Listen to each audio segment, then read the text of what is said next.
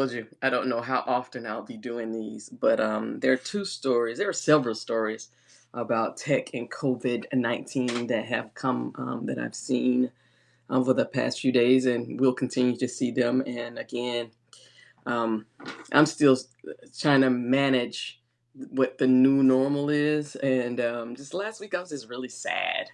Just sad about all the plans that people are making, all the or were making the lives that people had, and everything's upended in a moment. So I'm back, and so today's episode is about two different things. And again, I'm trying to keep this under 10 minutes.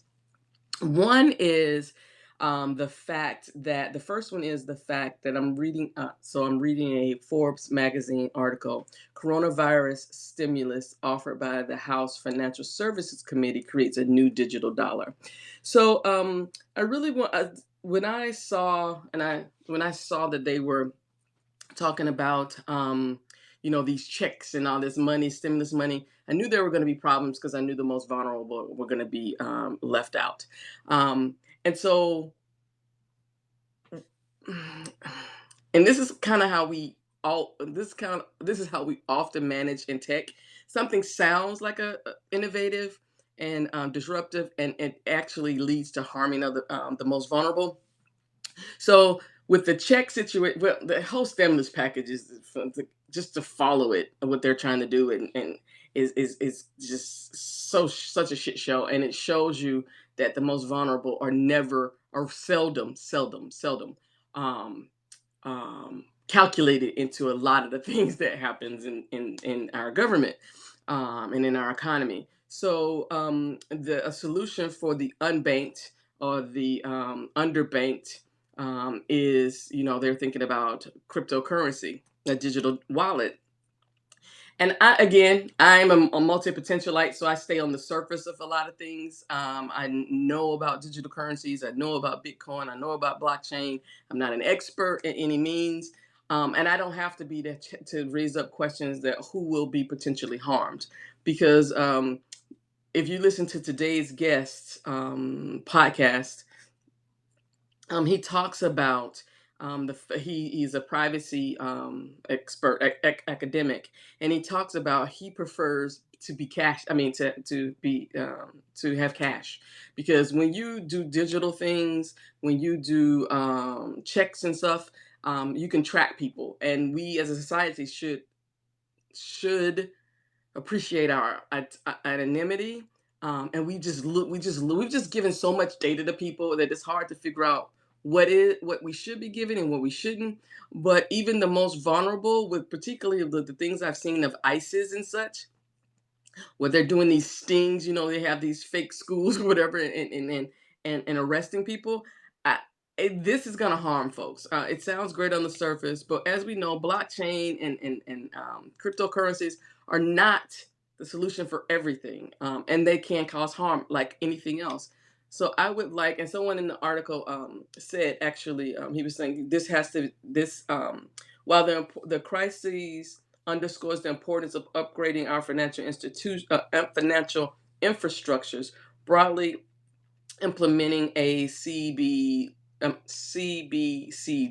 no, CBDC, which is a cryptocurrency thing, will require time and thoughtful coordination between the government and private sector. And this is the problem that I've seen. We're rushing into things, which leads me into the next story, and I'll put this below.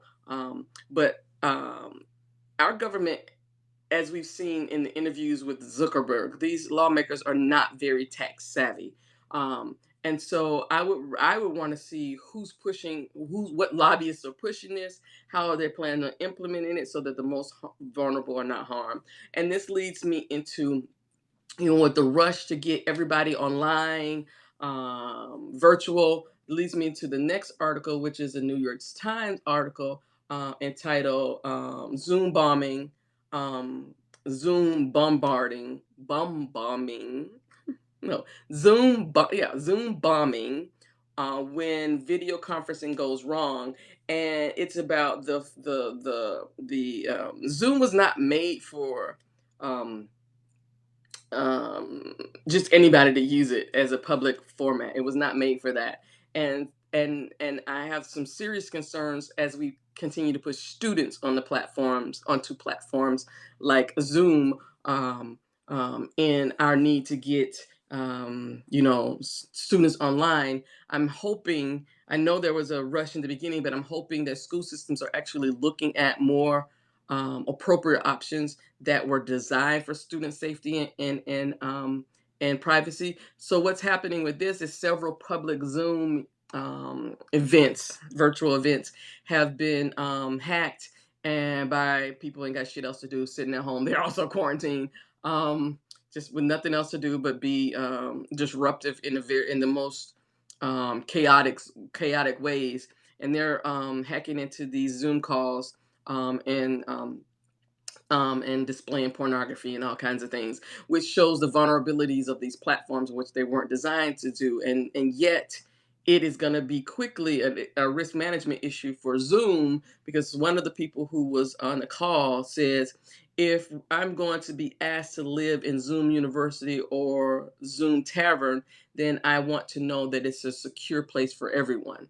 So now Zoom, and there's another article how their CEO has, it's just in a matter of days, as because of all these accounts, because they got over 60,000, I want to say 60,000 new accounts. Yeah. Oh no, 600,000 people downloaded the app. Um, in a few weeks since the virus and the quarantine and stuff. So those are the things I really want people to think about. Although these solutions seem, well, these I had a conference, a podcast episode with someone recently, and he was talking about why we're always looking for solutions. Why can't we just thoroughly think about the problem? And I get it that we weren't in a situation to think about the problem deeply. We're trying to move masses of people onto online platforms, because so that our businesses and educational systems and whatever healthcare systems can stay online. I'm hoping that in the coming months, particularly when you're talking about schools may have to be online at the beginning, at least at the beginning of next school year, that we've thought more deeply about what their appropriate platforms are to keep vulnerable populations protected as we shift and learn and adapt to the new normal. So I hope that was in 10 minutes. Lost track of the time. But again, have a wonderful day. Own your feelings, whatever you're feeling at the moment. Just embrace that. There is no shame. This is not fucking normal. And that's what I had to tell myself, because I was like, well, I work from home every day. This should be, no, this is not normal. This is even just the psychological part of this is not normal. Just the everyday, all day long, not knowing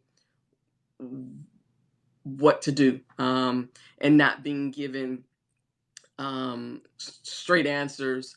There's a lot of anxiety and angst just not knowing. We as human beings feel most secure when we have at least boundaries around us. And so I've created my boundary nets to stay in the house. And I wish you well. Take care of yourself. And if you're going out, please only do so because you have to, not because you feel that you have no um, there's no social construct for you to protect others. But this also goes to that civility question that I see, that I talk about a lot, that civility is optional for whiteness, and it's the expected behavior of other people. And so I need people who are more privileged to understand that it's a time not to think about the individual, but to think about the collective. So have a wonderful day.